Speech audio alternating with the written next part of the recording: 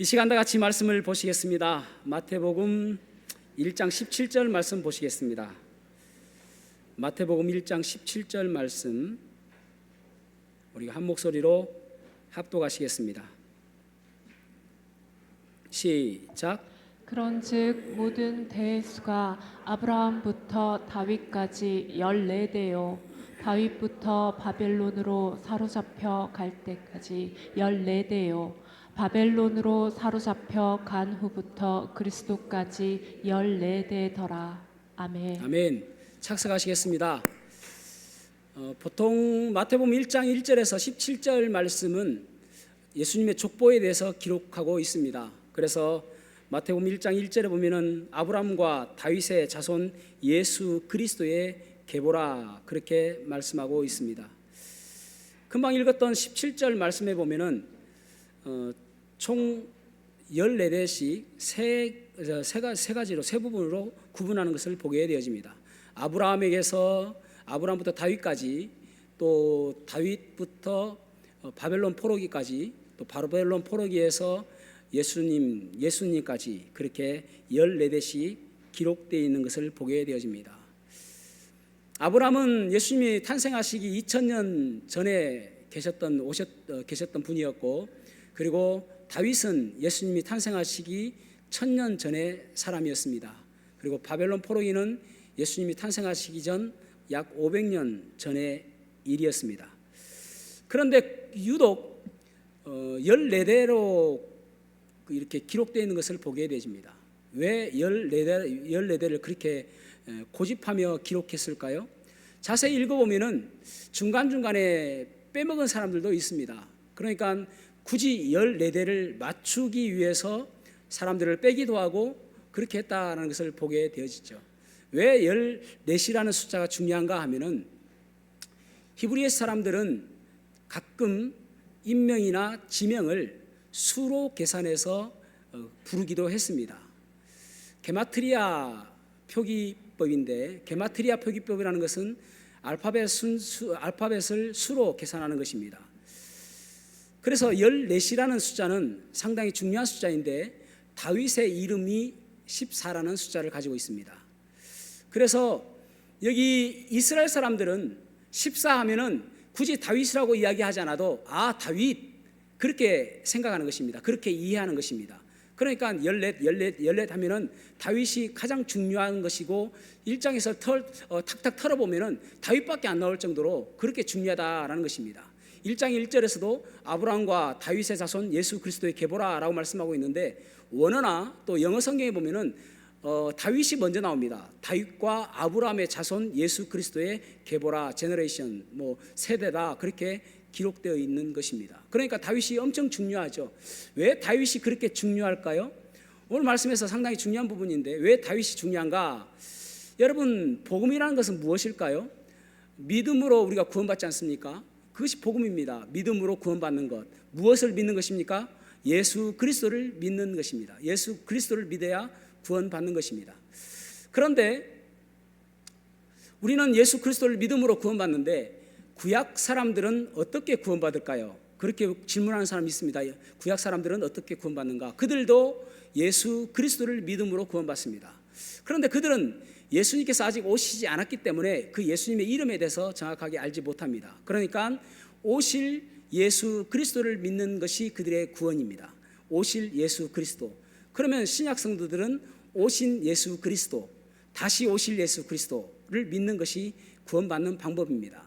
그러니까 오실 예수 그리스도에 반드시 필요한 것이 다윗이기 때문에 다윗은 반드시 중요한 인물이다라는 것이죠. 자, 오늘 복음에 대해서 보려고 하는데, 첫 번째 복음은 하나님은 어떤 분이신가 하면은 약속을 지키시는 분이심을 우리는 알아야 됩니다. 하나님은 약속을 지키시는 분이시다. 구약 성경에 예수님이 나오지 않습니다. 예수님의 이름이 나오지 않는데 메시아라는 명칭이 자주 나옵니다. 메시아는 히브리어식 표현이고 그리스도는 헬라어식 표현입니다. 그래서 기름 부은 자라는 뜻이죠. 그래서 구약에서 끊임없이 메시아가 올 것이다, 메시아가 앞으로 올 것이다, 그런 이야기를 계속하고 있습니다. 이러한 메시아에 대한 약속을 크게 세 가지로 볼 수 있는데, 첫 번째로는 창세기 3장 15절 말씀입니다. 자, 창세기 3장 15절 말씀 읽어보겠습니다. 시작. 너로 여자와 원수가 되게 하고 내 후손도 여자의 후손과 원수가 되게 하리니 여자의 후손은 내 머리를 상하게 할 것이요 너는 그의 발꿈치를 상하게 할 것이니라 하시고. 아멘.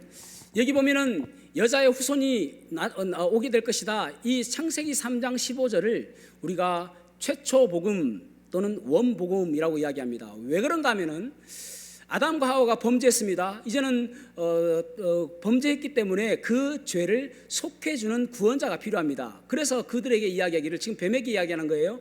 여자의 후손이 올 것인데 그가 너의 머리를 상하게 할 것이다. 너도 그의 발꿈치를 상하게 할 것이다 라고 이야기하고 있습니다. 그러니까 발꿈치 상하는 것은 조그마한 상처가 될 수 있겠죠. 그래서 예수님께서 십자가에 달려 돌아가셨지만은 다시 부활하시는 것을 이야기하고 있습니다. 그런데 그 오시는 여자의 후손은 너의 머리를 상하게 할 것이다. 머리는 아주 중요합니다. 그래서 머리를 멸하고 머리를 짓밟고 너를 끝내게 할 것이다. 너를 마침표를 찍게 할 것이다. 그분이 누구인가? 여자의 후손이다라고 이야기하고 있는 것입니다. 그러니까 여자의 후손에 대해서 처음으로 이야기하는 거예요. 그 다음에 창세기 22장 17절에서 18절 말씀 보겠습니다. 좀 더 구체적으로 아브라함에게 이야기하는 것입니다. 자, 읽어보겠습니다. 시작. 내게 큰 복을 주고 내 씨가 크게 번성하여 하늘의 별과 같고 바닷가의 모래와 같이 하리니 내 씨가 그 대적의 성문을 차지하리라. 또 내 씨로 말미암아 천하 만민이 복을 받으리니 이는 내가 나의 말을 준행하였음이라 하셨다 하니라. 아멘. 여기에서 17절에 나오는 씨하고 18절에서 나오는 씨하고는 다른 씨입니다. 17절에 나오는 씨는 이삭입니다. 그를 통해서 하늘의 별과 바다의 모래와 같이 많은 후손을 만들 것이다 라고 축복해 주십니다. 그리고 18절의 말씀의 씨는 바로 메시아를 가리키는 것입니다. 그가 그 대적의 성문을 차지할 것이다 라는 말은 승리를 거둘 것이다. 결국은 여자의 후손이 내 머리를 상하게 할 것이다. 그 말씀과 똑같은 말씀입니다. 승리를 거둘 것이고 그의 나라를 견고히 승리를 거둘 것이고 그렇게 말씀하고 있죠. 그러니까 승리를 거둔다는 말이 결국은 너를 멸하고 내 머리를 상하게 하고 그 여자의 후손이다 라는 말입니다. 그래서 여자의 후손이라는 단어와 씨라는 단어는 히브리어로 제라라는 단어입니다. 똑같은 단어예요. 그러니까 여자의 후손이 결국은 아브라함의 자손이 될 것이다 라는 말씀을 하고 있는 것입니다. 그래서 요한복음 8장 56절 말씀 읽어보겠습니다. 요한복음 8장 56절 시작. 너희 조상 아브라함은 나이 때 볼 것을 즐거워하다가 보고 기뻐하였느니라. 아멘. 아브라함은 그 메시아가 올 것을 바라보고 기뻐했다라는 것입니다. 즐거워했다라는 것입니다. 아, 우리를 구원하실 그 메시아가 오겠구나라고 생각하고 있는 거예요. 여러분, 이런 것들이 결국은 메시아를 바라보며 메시아가 올 것이라는 그런 소망을 갖게 되는 것입니다. 그러면서 좀 더 마치 스무고개를 하듯이 하나님께서는 더 구체적으로 말씀해 주시는 내용이 사무엘하 7장 12절 말씀입니다. 사무엘하 7장 12절 말씀 시작. 이 차서 내 조상들과 함께 누울 때에 내가 네 품에서 날 내 씨를 내 뒤에 세워 그의 나라를 견고하게 하리라. 아멘. 아멘.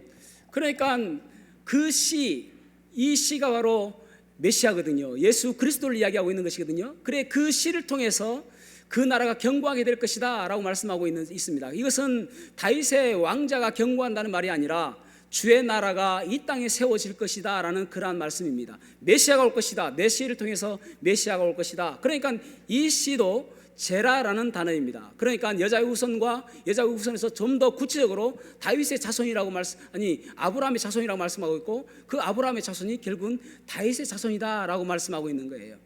그래서 신약 성경에 보면은 많은 유대인들이 다윗의 자손이여 라고 이야기하잖아요. 다윗의 자손이여 나를 불쌍히 여기소서. 이 말은 당신은 우리의 메시아입니다. 우리가 그렇게 기다렸던 우리를 해방시켜줄 그 구원자 메시아입니다.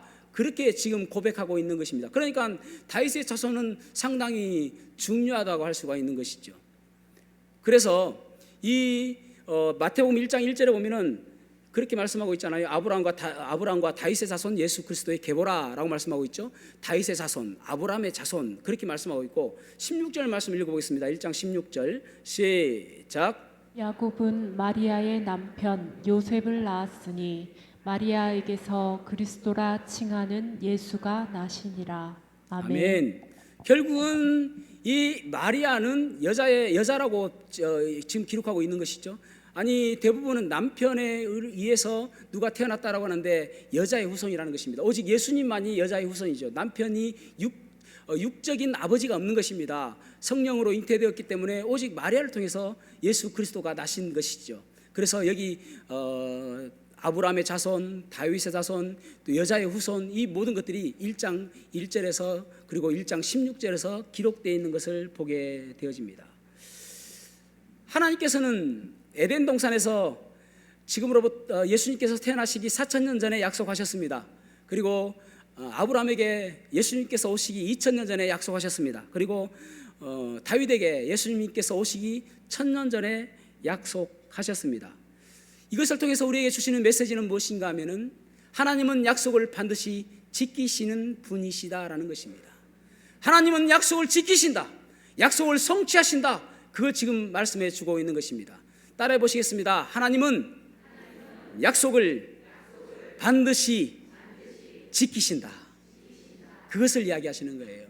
하나님은 약속을 반드시 지키십니다. 그래서 우리가 해야 될 것이 무엇인가? 약속 붙들고 나가는 거예요. 약속 붙들고 기도하고 약속 붙들고 예배하고 약속 붙들고 믿음으로 살아가는 것입니다. 왜냐하면 그 약속은 하나님께서 직접 약속하셨기 때문에 그렇습니다. 그것들은 다 하나님께서 반드시 지켜주시는 것입니다. 그 다음에 두 번째로는 복음은 일하시는 하나님입니다. 둘째 복음은 일하시는 하나님입니다 라고 우리가 알 수가 있습니다. 복음을 통해서 여기 보면은 아브라함이 이삭을 낳고 이삭이 야곱을 낳고 야곱은 12아들을 낳았다라고 초두에 말씀하고 있습니다. 이것을 보면 어떤 사람들은 아이고 낳고 여러 사람 잘 모르는 사람만 있네 라고 지겨워할 수도 있겠습니다. 그러나 이스라엘 역사를 보면은 지겨워할 수가 없습니다. 왜냐하면 그 사람의 하루하루의 삶이 하나님께서 함께 하시는 역사였기 때문에 그렇습니다. 아브라함은 어떤 사람이었습니까? 하나님을 알지 못했던 사람입니다. 그런데 아브라함을 하나님께서 부르시고 가나안 땅에 정착하게 하셨습니다. 그 가운데 여러 가지 기근이 오고 해서 가나안을 떠나려고 했을 때도 있었지만은 하나님께서는 아브라함을 가나안 땅에 심어 두셨습니다. 그리고 소돔과 고모라의 그 도시 옆에서 하나님께서는 아브라함을 거룩하게 지켜주셨습니다. 그리고 아브라함이 100세가 되었을 때에 사라의 태가 죽은 것 같았는데 하나님께서 그들에게 이삭이라는 아들을 허락해 주셨습니다. 하나님께서 함께 하신 것이죠. 야곱도 보십시오. 야곱은 욕심이 많은 사람이었지만은 또 한 가지 그 욕심 때문에 많은 원수를 일으키는 그런 사람이었습니다. 그러니까 에서의 장자를 빼앗음으로 해서 에서에게 원수가 되었죠. 또 라반의 집에서 라반과 원수가 되었죠. 그리고 창세기 34장에 보면은 세겜에 가서 세겜 족속들과 원수가 되었습니다. 끊임없이 야곱은 생명이 위태할 정도로 그런 위험스러운 일을 많이 만났습니다. 그럼에도 불구하고 하나님께서 역사하심으로 인하여 그 야곱을 지켜주신 것입니다. 다윗도 보십시오. 다윗도 끊임없이 사울에게 쫓기며 그렇게 살았습니다. 그가 30세가 되기 전까지는 얼마나 쫓겨다니며 위험스러운 일을 당했는지 모릅니다. 이런 것들이 그저 우연히 있었을까요? 사울이 그냥 다윗이 미워서 때로는 충동적으로 그런 일을 했을까요? 성경은 그렇지 않다라고 말씀합니다. 사무엘상 16장 14절 말씀을 보시겠습니다. 사무엘상 16장 14절 말씀 시작. 사울에게서 떠나고 여호와께서 부리시는 악령이 그를 번뇌하게 한지라. 아멘. 아멘. 히브리 사람들은 하나님께서 단순히 허락하신 것도 하나님께서 하셨다라고 기록을 하기도 합니다. 왜냐하면 하나님께서 주권자이시기 때문에 그렇습니다. 그러니까 이 사울의 마음에 악령이 들어갔다라고 말씀하고 있는 것이죠. 악한 영이 들어간 것입니다. 요한복음 13장 27절에도 보면은 가룟 유다에게 사단의 마음이 들어갔다라고 말씀하고 있습니다. 그러니까 이 모든 것들이 그저 우연히 일어난 것이 아니라 사단의 역사이고 그 배후에는 사단의 일하는 것을 보게 되어집니다. 그러니까 그 모든 역사 가운데 그저 우연히 이루어진 것이 아니다라는 것이죠. 마귀가 그 일을 꾸몄다라는 것이죠. 왜냐하면 마귀는 자기의 끝을 알거든요. 메시아가 오게 되어지면은 자기의 머리를 상하게 하고 자기의 머리를 짓밟고 자기를 멸망시킬 것이라고 알고 있기 때문에 메시아의 그 뿌리가 되어지는 아브람부터 이삭까지 또 야곱까지 끊임없이 위협하는 것입니다. 끊으려고. 그러나 마귀의 그 끊임없는 열심에 하나님께서는 더 열심히 일하시는 분이신 걸 기억하셔야 됩니다. 마귀도 열심히 하는 거예요. 자기 일을 열심히 하는 것입니다. 그러나 하나님은 더 열심히 하는 거예요. 마귀는 끊임없이, 아니 보십시오, 헤롯 대왕도 그 보면은 이제 메시아가 탄생했다라는 이야기를 듣고 2살 이하의 남자를 다 죽입니다. 에스더에 보면은 아말렉 사람 하만이 유대인들을 다 몰살시킬 계획을 합니다. 그 가운데 하나님께서는 에스더를 준비하셨고 그리고 그들을 살려주시는 것을 보게 되어집니다. 8절에 보면은 흥미로운 말씀이 나옵니다. 여기 보면은 느아빗, 아사옅, 여호람과 아시야. 그러니까 아사가 여호사밧을 낳고 여호사밧이 여호람을 낳거든요. 여호람 다음에 아하시아고 아하시아 다음에 아달랴가 왕이 되어지고 아달랴 다음에 요아스가 왕이 되어지는데 아달랴가 누구냐면은 아합과 이세벨의 딸입니다. 그런데 8절에 보면은 뭐라고 기록되어 있냐면은 요람이거든요. 여호람이 요아스를 낳았다라고, 아니 우시아를 낳았다라고 기록하고 있습니다. 그러니까 저기 보면은 여호람 다음에 아하시아나 아달랴는 원래 아니고 요아스는 빼고 우시아를 기록하고 있는 거예요. 그러니까 그 가운데 어떤 일이 있었냐면은 아달랴는 이제 아하시아가 죽자 여호람의 아내가 아달랴거든요. 자기 아들 아하시아가 죽자 자기가 왕이 되고 싶은 거예요. 그 마음속에는 사단의 마음이 무슨 마음이냐면은 메시아 다윗의 자손을 끊어야 되겠다는 생각이 드는 거예요. 그래서 자기의 손주들을 다 죽입니다. 그런데 놀랍게도 하나님께서는 그의 아달랴의 사위였던 여호야다를 세우셔서, 그가 제사장이었고 아달랴의 사위였습니다. 그 여호야다가 요아스를 성전에 숨겨서 7년 동안 키웁니다. 그리고 쿠데타를 일으켜서 결국은 다시 왕위를 가져옵니다. 그러니까 다윗의 왕자가 끊어질 뻔했는데 이 여호야다를 통해서 요아스를 세우는 것을 보게 되어집니다. 이 모든 것들이 하나님의 일하심이에요. 하나님은 열심을 가지고 일하시는 것입니다. 물론 사단도 열심히 일해요. 어떻게든 예수님 그 다윗의 자손을 통해서 예수님이 메시아가 태어나지 않도록 열심히 일하지만은 하나님께서도 그 사단의 열심보다 더 큰 열심으로 더 일하시는 것을 우리는 보게 되어집니다. 자, 이사야 9장 6절에서 7절 말씀 보십시오. 9장 6절에서 7절 보면은 이는 한 아이가 우리에게 낳고 한 아들을 우리에게 주신 바 되었는데 그의 어깨에는 정사를 메고 그의 이름은 기묘자라. 기묘자라는 말은 원더풀, 그러니까 위대하시다라는 그런 뜻입니다. 그 다음에 모사라. 모사는 카운셀러, 그러니까 좋은 자라는 그런 뜻입니다. 모사라, 전능하신 하나님이라. 그 메시아가 나타나는데 마이티 갓, 전능하신 하나님이다, 그렇게 말씀하고 있는 거예요. 그러면서 영존하시는 이라, 영존하시는 아버지라, 그렇게 말씀하고 있습니다. 평강의 왕이라 할 것임이라, 그렇게 말씀하고 있죠. 7절 말씀 같이 읽어볼게요. 7절은 시작. 그 정사와 평강의 더함이 무궁하며 또 다윗의 왕자와 그의 나라에 군림하여 그 나라를 굳게 세우고 지금 이후로 영원히 정의와 공의로 그것을 보존하실 것이라. 만군의 여호와의 열심히 이를 이루시리라. 아멘. 아멘. 한 아기가 태어날 것이고 그분이 메시아이고 그분이 영존하시고 그분이 전능하신 하나님인데 그 아기가 태어나도록 하나님께서도 열심을 다하겠다라는 것이에요.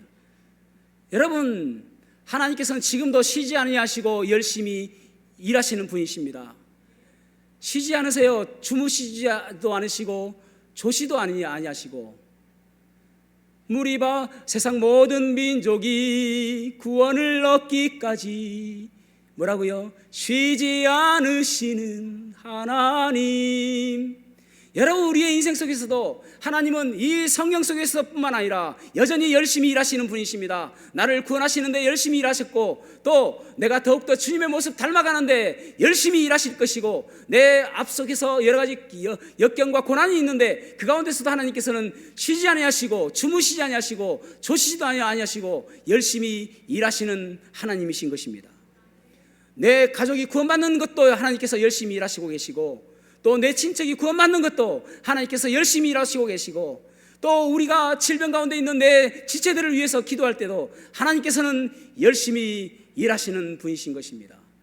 때로는 우리는 하나님 왜 이렇게 이루어지지 않습니까? 왜 이렇게 상황이 바뀌지 않습니까? 우리는 하나님께 원망도 하고 불평하지만은 그 가운데서도 하나님은 열심히 일하시는 분이십니다.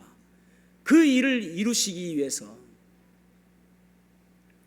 미국에 천억분의 1의 기적이라는 책이 있거든요. 그 책에 보면 이런 내용이 나옵니다. 미국의 웨스트사이드 교회가 있었습니다. 그 교회 이야기를 설명하고 있는데 이것이 실화이기 때문에 뭐 MBC나 또 여러 후지 TV나 이런 데서 여러 군데서 이것을 방영하기도 했습니다. 어떤 내용인가 하면은 웨스트사이드라는 그 교회가 있는데 그 교회에 찬양대가 한 15명 정도 되었다고 합니다. 근데 이 사람들은 7시 30분부터 주로 연습을 수요일 날 7시 30분부터 연습을 한다고 그래요. 수년 동안 한 명도 지각한 적이 없는 찬양대였다고 합니다.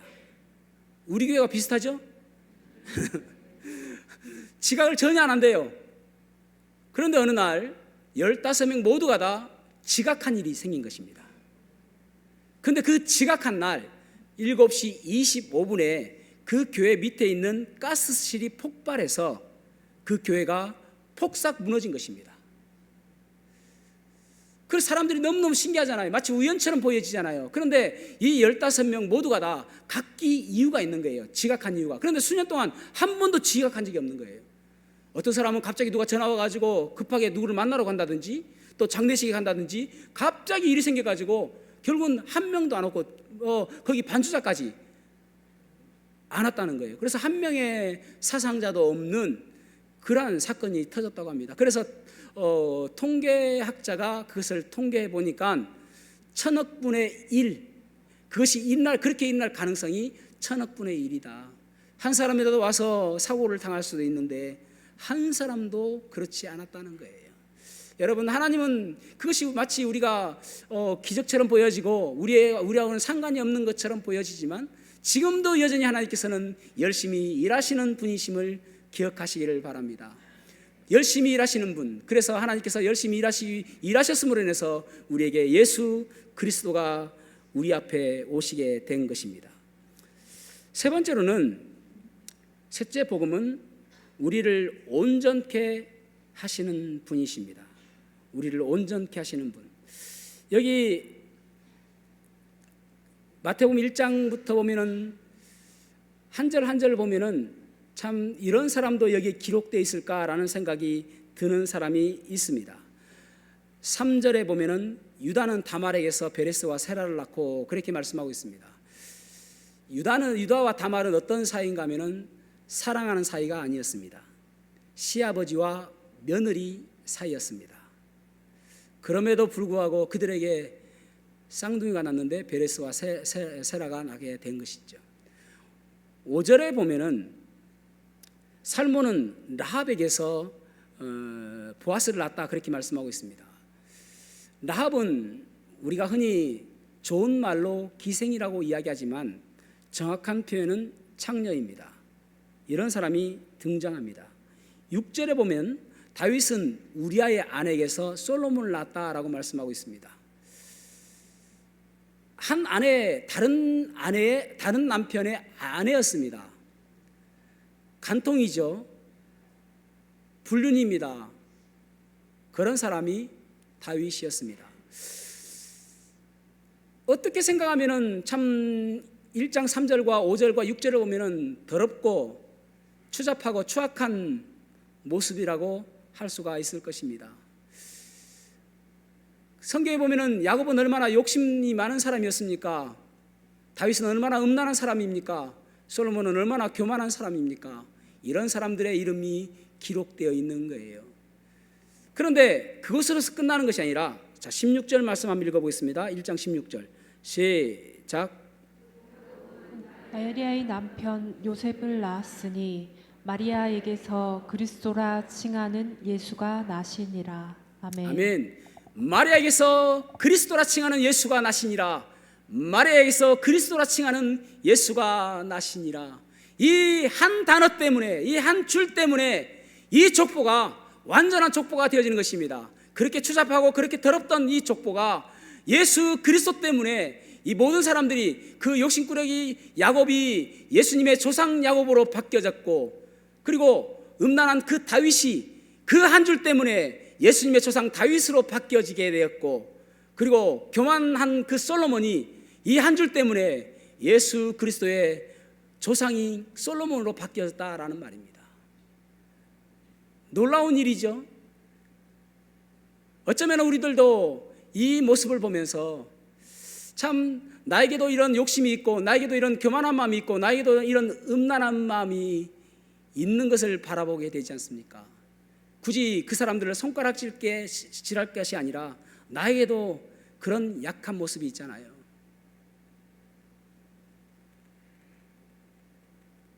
그래서 성경은 그렇게 이야기하잖아요. 예수님을 바라봐라. 히브리서 2장 12장 2절에 보면은 믿음의 주요 또 온전하게 하시는 이인 예수를 바라봐라. 그 예수 그리스도가 그 족보에 들어가니까 사망에서 생명으로 바뀌어졌고, 불완전함이 완전함으로 바뀌어졌고, 그리고 더럽고 추악한 그 족보가 거룩한 족보로 바뀌어지게 된 것입니다. 그래서 우리가 우리의 모습을 바라보며 참 우리의 연약함을 바라보며 나는 왜 그렇게 살지 못할까라는 생각이 많이 들잖아요. 나도 자주 넘어지고, 나는 왜 이렇게 주님께서 슬퍼하실 일들을 많이 할까라는 생각이 들잖아요. 찬양 가운데 이런 찬양이 있습니다. 오 하나님, 나의 약함을 어찌하여야 합니까? 오 하나님, 나의 약함을 어찌하여야 합니까? 2절에요. 찬송하고 그 입술로 또다시 범죄합니다. 기도하고 그 입술로 또다시 범죄합니다. 두려워하지 마라, 내 손 잡아주리라. 놀라지 마라, 내니라. 어두운 그 길에서 내 손 잡아주리라. 위태할 때 너를 안아주리라. 강하라, 담대하라, 내 길 인도하리니. 강하라, 담대하라, 너의 방패 되리니. 우리도 마찬가지잖아요. 우리도 야곱처럼 욕심이 많고, 우리도 다윗처럼 음란할 때도 있고, 우리도 솔로몬처럼 교만할 때도 있고, 때로는 우리가 회개하고 돌아섰는데 또다시 그 일을 벌일 때가 있잖아요. 왜 그렇게 넘어질까요? 여러분, 우리는 참 하나님의 은혜로 구원받았습니다. 우리가 죄인 가운데 있을 때에 우리가 죽을수록 죽었던 그런 존재였음에도 불구하고 예수 그리스도의 복음을 들었습니다. 내 귀에 들렸습니다. 그리고 그 사실이 믿겨졌습니다. 성령님의 은혜로. 그리고 나서 나는 하나님의 자녀가 되었습니다. 그럼에도 불구하고 왜 넘어질까요? 내 이름이 그대로 살아있기 때문에 그렇습니다. 내 이름 때문에 그런 것이죠. 여기 야곱이라는 욕심 많은 야곱이라는 이름 앞에 예수 그리스도의 이름을 붙이고, 이 교만한 솔로몬 앞에 예수 그리스도의 이름을 붙이고, 이 음란한 다윗 앞에 예수 그리스도의 이름을 붙여야 그때야 비로소 거룩한 족보가 되는 것처럼, 내 이름 앞에, 욕심 많은 내 이름 앞에, 음란한 내 이름 앞에, 교만한 내 이름 앞에 예수 그리스도의 이름을 붙여야 되는 것입니다. 그래서 이제부터는 내가 그저 박종기가 아니라 예수 그리스도의 종 박종기, 내가 그저 살아가는 것이 아니라 예수 그리스도의 편지 박종기, 예수 그리스도의 향기 박종기, 예수 그리스도의 자녀 박종기, 그렇게 살아가야 되는 것입니다. 내가 드러나는 것이 아니라 오직 예수 그리스도의 종이고 예수 그리스도의 자녀로서 살아가는 거예요. 한 수영장에 강꽃이라는 어류를 풀어놓았습니다. 약 크기가 1m 이상이라고 그래요. 거기에다가 여러 가지 잡어를 던져 두었습니다. 그러자 이 강꽃이가 너무나도 잘 잡아 먹는 것입니다. 또 다른 수영장에는 강꽃이를 풀어놓고, 그리고 아크릴판에 있잖아요. 아크릴판에 그 잡어들을 담궈 두었습니다. 그러자 보니까 잡어들이 보이거든요. 자기의 먹이가 보이거든요. 막 달려갑니다. 그래서 그 잡어를 먹으려고 툭 하는데 그 아크릴판에 주둥이가 받치는 거예요. 뭔가 잘못됐나? 다시 한번 세게 가봅니다. 주둥이만 아플 뿐이에요. 여러 번 반복합니다. 피가 날 정도로 아파요. 더 이상 못하겠다. 그리고 며칠이 지난 다음에는 얼씬도 하지 않는 것입니다. 그리고 나서 아크릴판을 다시 빼고 잡어들을 풀어줬습니다. 그러자 다시는 그 잡어들을 먹을 생각을 안 하는 거예요. 심지어는 굶어 죽는 강꼬치가 있음에도 불구하고 먹지 않고 그냥 굶어 죽는 거예요. 왜 그렇습니까? 트라우마 때문에. 여러분, 우리가 내가 누구냐라는 생각은 너무나도 중요합니다. 내가 누구냐? 그래서 나는 깡패다라고 생각하는 사람들은 깡패처럼 행동합니다. 나는 바람둥이다라고 생각하는 사람은 버젓이 아내가 있음에도 불구하고 바람을 피는 거예요. 내가 누구냐? 그래서 우리의 이름 앞에 예수 그리스도 이름을 붙여야 되는 것입니다. 예수 그리스도의 자녀 아무아무개, 예수 그리스도의 편지 아무아무개, 예수 그리스도의 대사 아무아무개, 그렇게 붙여져야 내 삶이 달라지는 것입니다. 그래서 여러분, 우리의 가정은 내 가정이 아니라 예수 그리스도의 가정으로 우리는 명패를 바꿔야 됩니다. 내 명함에 나는 어느 사업체의 사장이다라고 하는 것이 아니라 내 사업의 사장은 오직 예수 그리스도라고 명패를 바꿔야 되는 것입니다. 내 자녀가 아니라 예수 그리스도의 자녀, 누구누구라고 해야 되는 것입니다. 그래야 삶이 달라지는 거예요. 여러분, 우리는 불안합니다. 불완전합니다. 우리는 완벽하지 못합니다. 우리는 날마다 실수할 수밖에 없어요. 때로는 교만하고 때로는 우리의 마음속에 악한 마음이 들 수밖에 없어요. 그때마다 날마다 우리의 마음을 바꿔놔야 됩니다. 내 주인은 누구다? 예수 그리스도. 나의 모든 것들을 알고 계시는 분, 그 예수 그리스도, 그분이 나의 모든 것이다라고 고백해야 되는 것입니다. 그래야 인생이 바뀌어지는 거예요. 그래야 실수하지 않는 거예요. 사랑하는 성도 여러분, 여러분의 가정, 여러분의 사업체, 또 여러분의 삶 모두를 그 앞에 예수 그리스도라는 이름을 넣으시기 바랍니다.